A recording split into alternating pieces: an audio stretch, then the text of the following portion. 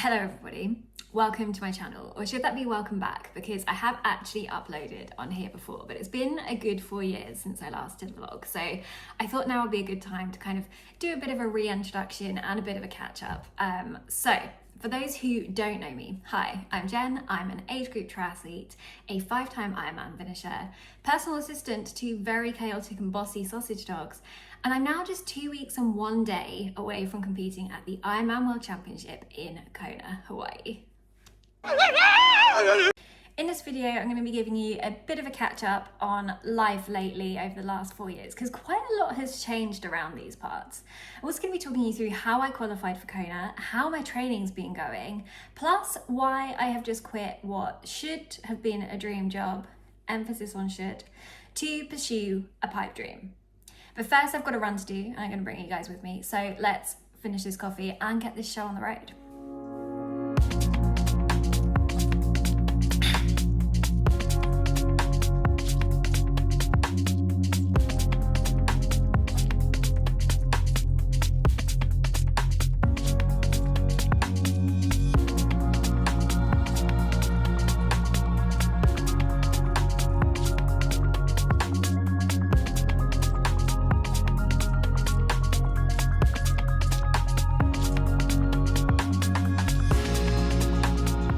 Done. Sunglasses were definitely a bit optimistic. It's very cloudy here. These are the SunGuard Fortitude, by the way, and I actually really like them. I think I might get a different lens just because I prefer a mirrored lens. People can't see what's going on in my eyes. But yeah, they're super nice. Anyway, if you've watched my vlogs before, you might recognize some of the places I just run. I decided to come down to the beach because I have free will and I can to do my run. Yeah, you might have seen in one of my previous vlogs, we used to come on holiday to Southwold, and now, just to be clear, I don't live in Southwold. I haven't won the lottery. I cannot afford a beach hut here, let alone an actual house. But we do live about 20 minutes down the road, which means that beach runs are a thing. So just a nice easy run today, just a bit of a shakeout. I've got a heat prep session later and quite a big training weekend coming up. My last big one was Kona. So just a little leg loosener and an excuse to go to my favourite place and get a little oat mocha because it's Friday, and why not? Big life update. Life update number one is that we live in Suffolk now.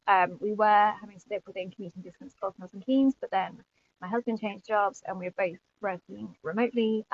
So we just decided, why wait until we can retire out here? Let's just move here now. Unfortunately, we did both get made redundant in 2023, it's about a year after we moved here. And yeah, literally within the space of a week of each other, both made redundant. So he now works back where he used to work. So he works away 4 days a week.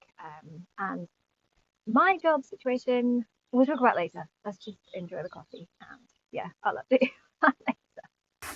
All right, so it's a little bit later now. I've got back. Boys have been for their walk. When I say walk, I mean Rizzo walked. And this guy did his usual trick of going on strike, having to be carried until he knew we were heading home, at which point he pulls ahead. I swear it's like a specific chocolate mini Dachshund thing. They do not walk. So yeah, you didn't walk, did you? And we just had some lunch as well, and I've got about half an hour before I have to take my car for its MOT. Please pray for my car that it passes. It's so old it could take itself drinking, and really don't want to have to spend any more money on it right now. But before I do that, I'm going to do a little bit of mobility, and I thought now would be a good time to bring you up to speed on where we're at on the triathlon front over the last few years. I don't know how much mobility is going to happen. We'll give it a go. So this is a really nice stretch to do for your piriformis, by the way. Is my head even in shot? Who cares? So last time I vlogged 2021, I was just about to do Outlaw full. So I have to say it did not go well. I ended up getting the worst cramp I've ever had in my life in both my legs, like my entire leg in the swim. My left leg went, just about managed to shake it off, started swimming again. I was at like 3k in at this point, and yeah, my entire right leg went into cramp. The most excruciating pain, literally to the point where I couldn't keep my head above the water, and yeah, ended up being fished out by the safety boat, so not my finest hour. After that, 2022 was supposed to be, excuse me, get your own damn yoga mat. 2022 was supposed to be the year of the 70.3. So I was going to do 70.3 Mallorca. I basically spent the entire back end of 2021 and first half of 2022 just constantly getting sick. COVID, regular cold, jaw infection, just was not going well, not loving life. So we didn't go to that. And then I managed to get quite a bad bout of IT band syndrome in the summer. So I was due to be racing Vichy 70.3. And yeah, basically I cocked up. I did too much running, too much training. There's a theme here. I feel like there could be a whole other video about the reasons all these things went wrong. Basically, it comes down to overtraining, inadvertently underfueling, thanks to some quite bad advice from my GP to try the low FODMAP diet. Just Google it. Don't do that. So yeah, anyway. Ended up with IT band syndrome. And yeah, made it through the race. Swim was cancelled. Bike was amazing. Definitely recommend that bike course. In fact, I'm pretty sure they are doing the full again now, so I'm very tempted to do that because the bike course was super fun. But yeah, got 5k into the run and was like, oh, I actually feel good, like I'm not in pain, I'm running pretty well. You were delusional for the first 5k of any run in a triathlon that's over a standard distance, I swear to God. Because yeah, by 8k, agony, couldn't put weight on my leg, couldn't bend my right knee, and yeah, just in general a world of pain. So 2022 did not go well. 2023 rolls around and I was due to be racing Challenge Roth. My yoga mat is just, I don't know if you can see, hang on. This guy, I swear to God. 2023, I was supposed to be racing. Do you know what? We're going to abandon the mobility. I'm just going to sit in chat. We'll do that later. 2023, I was supposed to be racing Challenge Roth in the summer. And I basically had quite a long rehab to get back to running after the IT band syndrome in 2022. So I'd kind of finally got to the point in the spring where I was like, okay, I'm running fairly okay now, definitely not back to my old self, nowhere near my PBs, but was generally feeling pretty strong and kind of all right. Then I started getting pain in my ankle. And I think I was just completely in denial. I did not want to face up to the fact that I had another injury after such a bad year the year before. So I did the idiot thing of, it'll be fine, I'll just take painkillers and ignore it and hopefully it'll go away. Which, if you were doing this right now, if you have like a niggle and you're like, oh, I'll just ignore it, it'll probably be fine. Do not do this. You will just make it so much worse for yourself down the line. So please, like, just don't. Anyway, yeah, that pain turned out to be a stress fracture in my distal tibia. So Challenge Roth was out, but I was determined that I wasn't going to have a complete write-off of a year. So I ended up entering Challenge Almere Amsterdam for September 2023. We had some friends racing it and yeah, just decided to go for it. And I did it. The training was not optimal. I think my longest run was 16 kilometers, which when you've got a marathon to run off the bike is not ideal. Had a good bike, and then the run, I mean, all hell broke loose as was expected because I hadn't been able to train for it. But I made it through a solid marathon and ticked off Ironman number 3. 2024 then was kind of my comeback year. So 2024, we'll talk about my work stuff later, but 2024 was when my job that I've just quit was still very much in the dream job side of things rather than the nightmare that it's turned into. But yeah, so I had an opportunity to go out and race Singapore T100. I was going to be there for work and they basically said, why don't you just do the age group 100k race while you're there and you can write some content about it. So literally a few days notice, a borrowed bike, which is very much a riding around the city to see sights versus doing a race bike. No heat prep, very little sleep thanks to jet lag. I did Singapore T100 and that was such a good confidence boosting way to start the season. It's an incredible race. If you ever have the opportunity to do it, definitely just go for it. It's such a cool place. So that was a really great start to the season because there was no pressure, no expectations, and I got through it and I actually had a pretty decent race for me considering the lack of prep. I then went to Challenge the Championship because I qualified for that at Challenge Almere Amsterdam, which again was kind of a good one to take off some fears because the water's super cold there and that's like a prime getting cramp situation for me. But yeah, made it through that. Then it was time for the comeback, Challenge Roth 2024. I came into Roth and I was actually feeling really good. I felt like I was finally just about getting back to where I had been a couple of years ago. And so I actually made a slightly chaotic decision. About a week before I was due to line up at Challenge Roth, I decided to enter Ironman Tallinn because I kind of figured 2 for the price of 1 in terms of training, right? So like Tallinn was 7 weeks after Roth and I figured I can just get to Roth, enjoy it, that can be my party race, and then Tallinn is going to be where I kind of try and see what I've got in me performance wise. So I went to Ross, had an incredible time there. Spoiler alert, I've booked to go and do it again next year because I loved it so much. So yeah, it definitely lives up to the hype. I've got a massive PB over the Ironman distance. That was Ironman number 4 ticked off. So yeah, super happy. Got through it injury free and went to Ironman Tallinn 7 weeks later. Now, Ironman Tallinn definitely wasn't smooth sailing. They changed the swim. Originally, the swim was supposed to be in Lake Haku, I think it's called. And I've been monitoring the temperature for about a week before I found a website, classic me, I'm so type A, I found a website where they can basically tell you what the water temperature is. And I've been monitoring the temperature and it was pretty warm. Like I was like, oh, I'm going to pack my swim skin because I think it could be a non-wetsuit swim. Yeah, no. Basically what ended up happening is they got algae in the lake. So they had to change it from a lake swim to a sea swim in the Baltic Sea, which, if you ever heard the phrase, is Baltic outside? Yeah, they say that for a reason. It was freezing. So yeah, I went from like, oh, it might be an on-wetsuit swim to panic buying neoprene boots. Race day got up to kind of high 17s, low 18s, but yeah, it's a kind of crazy swim. So, but yeah, other than that, my swim was terrible because honestly, you spend most of it walking just to get out of the sea. It's crazy. But I had a decent bike despite the wind, and I finally got my sub-4 marathon time. And the best part was I just about did enough to get myself up high enough in the results to be in contention for a Kona slot. I knew from looking at results from the year before that generally this race tends to have more women's Kona slots. This was the old qualification system, of course. More women's Kona slots than other races. So I kind of came into it thinking there's a possibility, a very small possibility, if I had a really good race, I might be able to put myself in contention. I sat there at the awards, literally my heart in my mouth, like my little heart was going so fast. And they finally got to my category and they said there are 8 slots available and I was 8th. I did not want to believe it, honestly. Like, until they said my name, I was like, no, don't let yourself dream. Because going to Kona is something that I have been dreaming of since 2015 when I read Chrissy Wellington's autobiography. Before I'd even done a triathlon, that was kind of the thing that sparked me to be like, I want to do an Ironman and I want to qualify for Kona someday. So yeah, they finally say my name. There's a video, I'll try and clip in it because it is quite funny. There's a video somewhere of when they said my name and I literally like jumped out of my seat, which is no mean feat the day after an Ironman. Jennifer Lucas Hill. Jennifer says yes. Yes.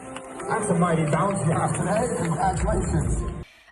Because I was like, I don't want any question mark over whether I want to take this slot. Like, I was like, this slot is mine. I'm taking it. She ran to the stage, screaming, crying, throwing up. And yeah, I qualified for Kona, which is insane. So 2024 was a big year. I did Singapore T100, Challenger Championship, Challenge Roth, and Ironman Tallinn, which brings me up to a grand total of 5 Ironman distance races. And I still haven't learned my lesson because I keep booking them.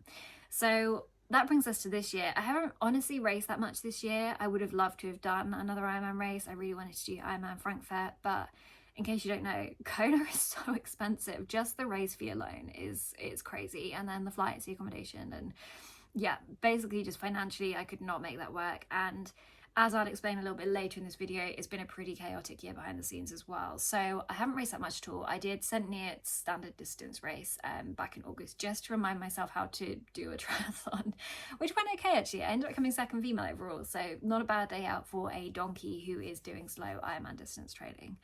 And now we are 2 weeks and 1 day away from Kona, ticking off those final sessions and feeling good. So yeah, that is the whistle-stop tour of triathlon for me over the last 4 years. As I've said, I've already booked Roth for next year, so no intention of stopping anytime soon. And yeah, just loving it. I should probably actually do my mobility now, and then I've got to take my car to the garage, and then I've got an afternoon of doing some admin and emails, so I will catch up with you guys a little bit later. So my car failed its MOT. I feel like I jinxed that. So we've had a meltdown, we've had a cup of tea. Started making it, had a breakdown. Bon appetit. And we're moving on. That will be future me's problem to work out what we're going to do. Anyway, I'm coming to you live, well, not quite live, from my new office / treatment room. This used to be the garage. And coach husband, aka Graham, aka my husband, aka my coach, has done a tremendous job of converting it into my office/treatment room. Which brings us nicely on to what's going on with me job-wise. So where to start?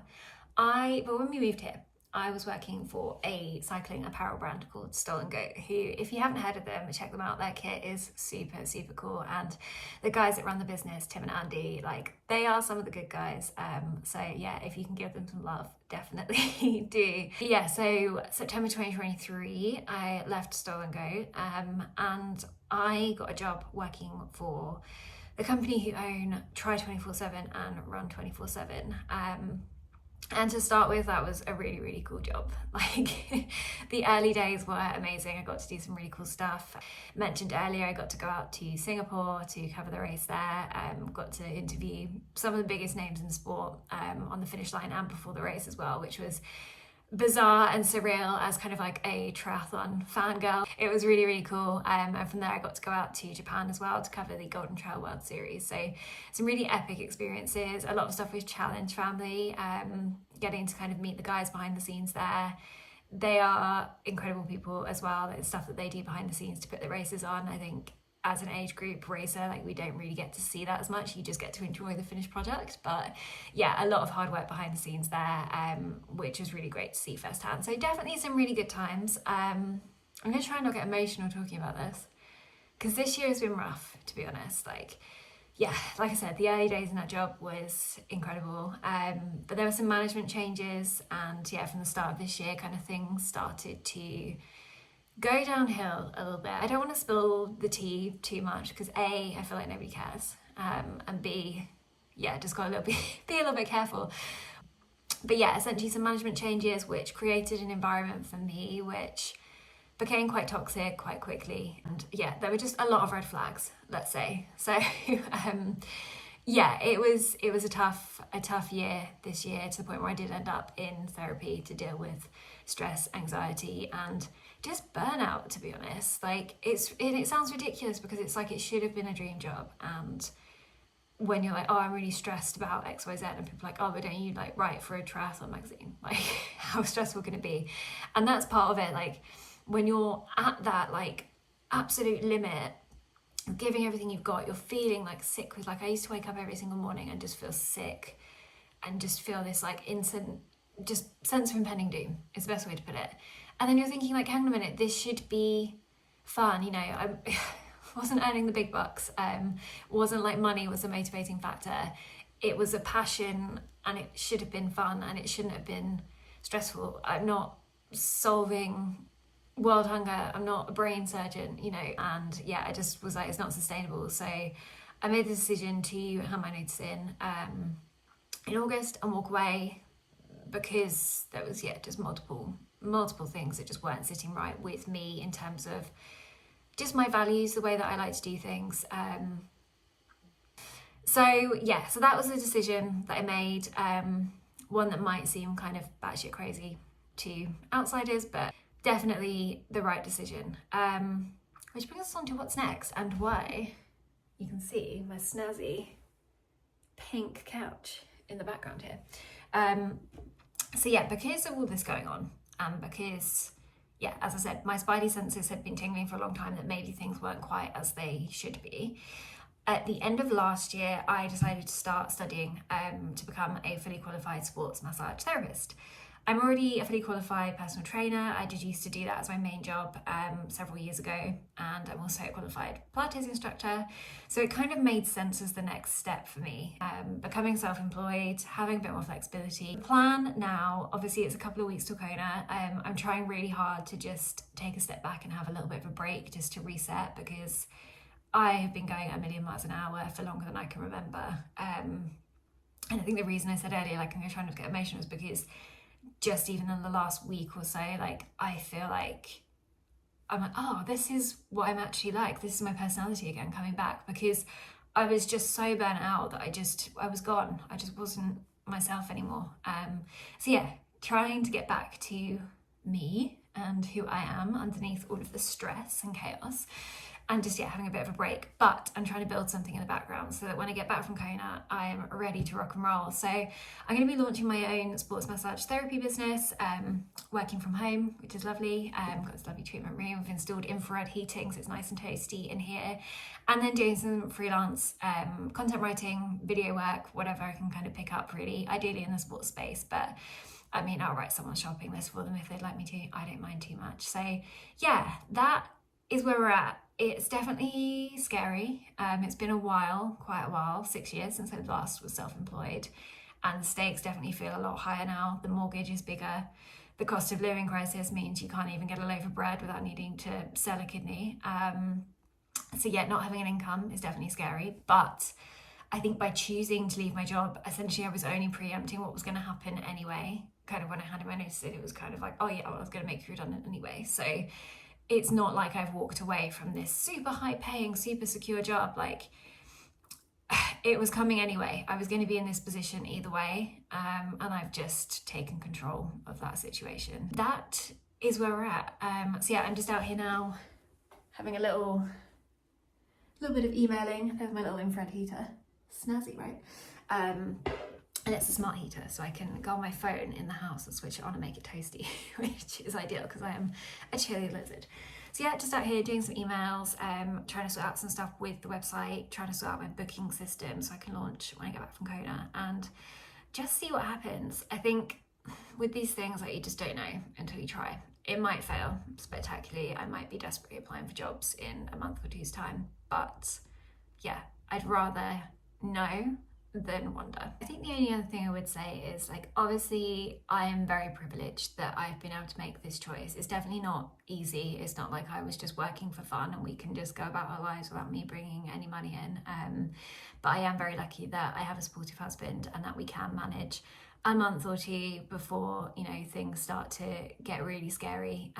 So yeah, obviously it's easy for me to say, but I would just say life is short, and it's very easy for life to kind of just to go by and to spend it constantly thinking like, oh, when the time is right, or next year, next week, next decade, I'm gonna go after that dream. So I just say, if you can, if you've got a little pipe dream at the back of your head, if there's something that you wish you were doing, wish you could do, it doesn't necessarily have to be blowing your life up like I have, but just try and take a small step towards it. Just dip a toe over the line into the water, whatever metaphor I'm trying to say here. Just give it a go in the way that you can, even if it's a really tiny thing. I mean, I was combining study with full-time work and Ironman training with no idea if I'd ever even use a study, but that was my first step.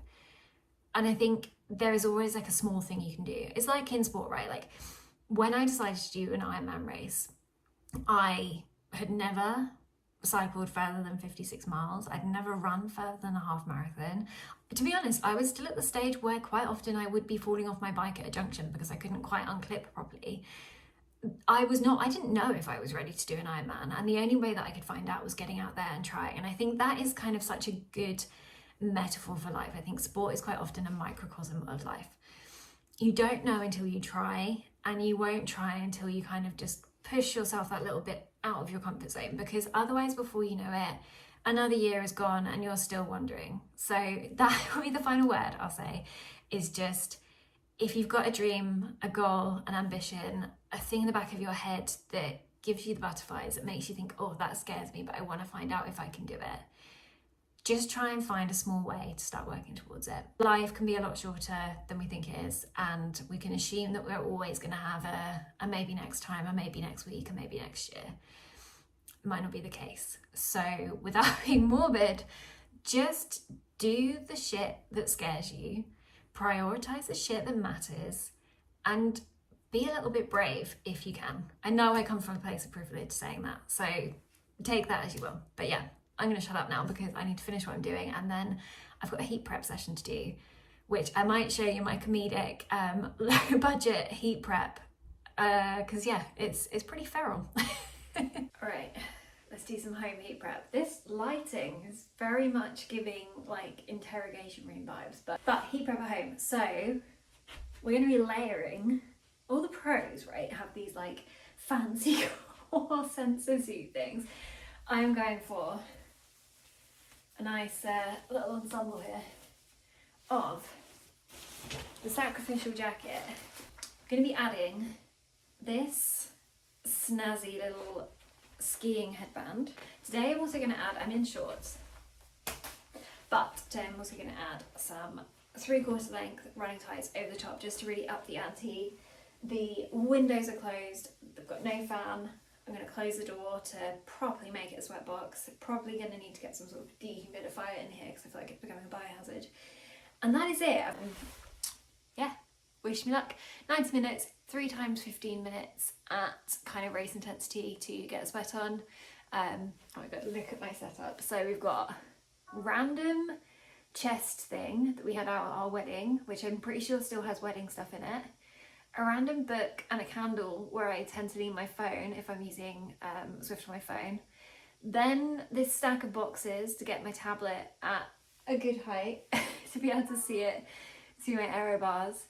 And then you can't see it, but down here I've got my laptop with Swift on it today because I'm going to treat myself and have big screen. But yeah, this is heat prep at home on a budget. I probably should just buy an actual stand thing instead of this situation, but keeping it real. So yeah, let's fill up some water bottles, tie the hair up, get my snazzy 80s headband on, get my leggings on, and get a sweat on.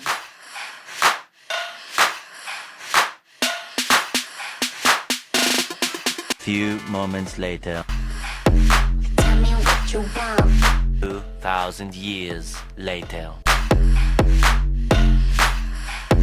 Tell me what you want. One eternity later. Oh man, like I said, absolutely feral.